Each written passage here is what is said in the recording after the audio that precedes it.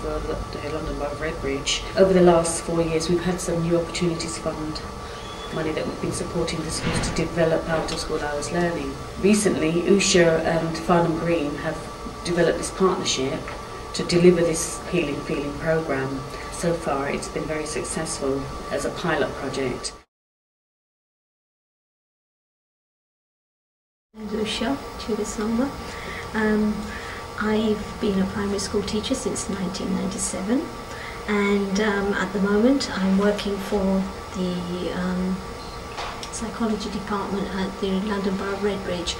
I am running the behaviour and attendance projects in a couple of schools where I work with small groups of children which are being targeted by schools who have social, emotional and behavioural issues. It could be anything from ADHD to someone who's really shy or victims of bullying, and I work with their parents, teaching them parenting skills.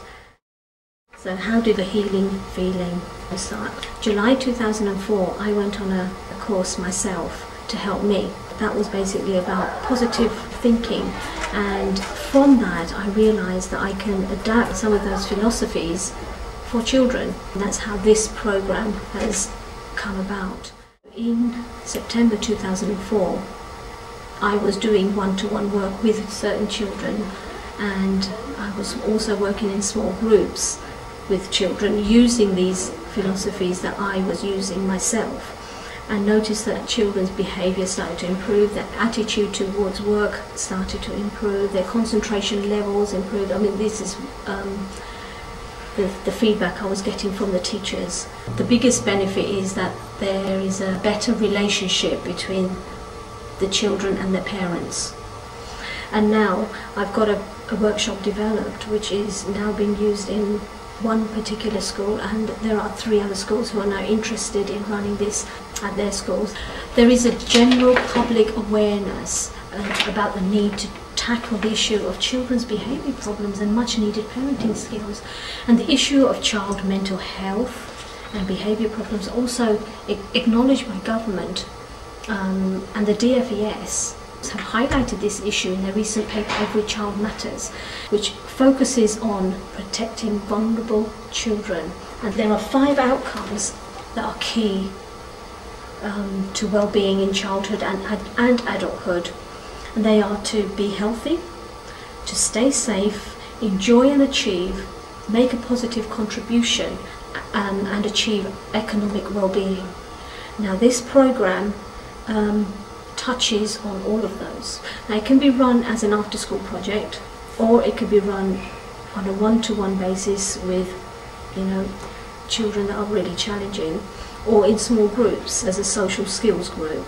It helps to tackle some of these issues by empowering the children through the activities and the exercises, and by practicing the skills learned. Children benefit greatly.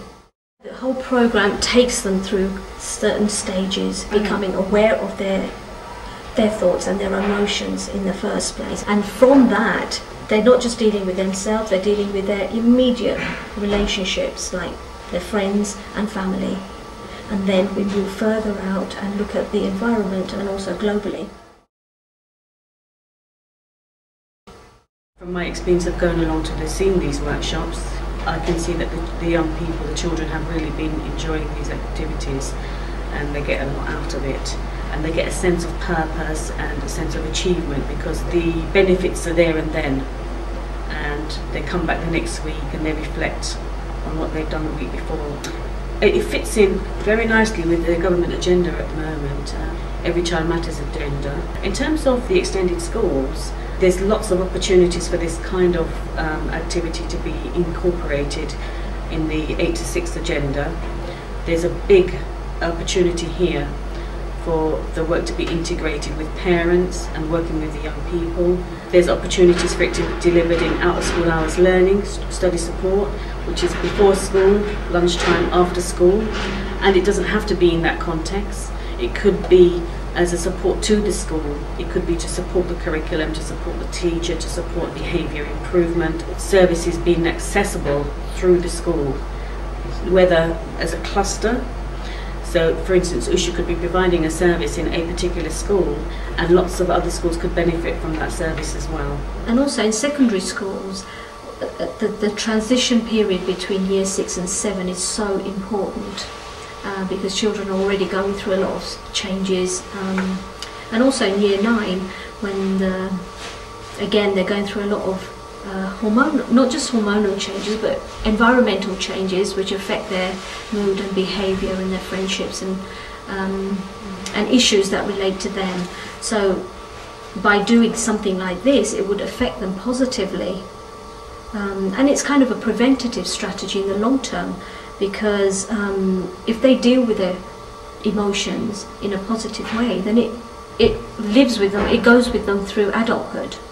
And that's what they then teach others. I'd like to emphasise that actually some of our schools have started working towards the Quality in Study Support framework, which is based on the Code of Practice for Study Support.